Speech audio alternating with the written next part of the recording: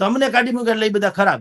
એટલે અમે એ ભાદરકા બાપુ જે છે હવે કરસનદાસજી થોડુંક હવે એની મર્યાદા છે. આપણે સલાહ તો હું આપી શકીએ, કારણ કે આમ તો નેતા તો મોટા છે, સલાહ તો ન અપાય. પણ આમ એક વખત એને નામ જો બોલ્યા હતા એટલે કહું જગદીશભાઈને હું વાંધો, એટલે ભલા માણા અમે તમારી જેમ નથી, અમે તો જે છે એ કહીએ છીએ. દુનિયા આખીની ટીકા સહન કરીને પણ ગોંડલ કે રીબડાની પણ જે વાત હોય આજ સુધી કોઈ ઉજાગર કરતું હતું ખરું? આપણે કીધું ને જે છે એ છે ભાઈ, તમે જે માનો એમ ન હાલે.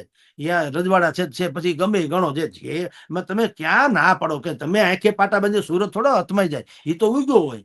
એટલે આપણે જે વાત હોય એ કરવા ટેવાયેલા છે. એટલે કરસનદાસજી બાપુને આપણે તો બીજું શું કહે, બોલે જાય અત્યારે સ્વતંત્રતા છે દરેકને બોલવાની, પણ હવે જેટલો એ કોઠીમાંથી કાદવ કાઢે છે અને આમ આદમી પાર્ટીની ઉપર છાંટા ઉડાડે છે, બધા છાંટા વધારે પડતા એની ઉપર ઉડી રહ્યા છે એવું આપણું આંકલન છે. કારણ કે એ શોભે નહીં સાહેબ. એટલે કરસનદાસજી બાપુએ થોડાક છીછરા ન થવું જોઈએ એવી આપણી આંકલન છે. બાકી તો મહાન નેતા છે, એને જે બોલવું એ બોલી શકે છે. જી.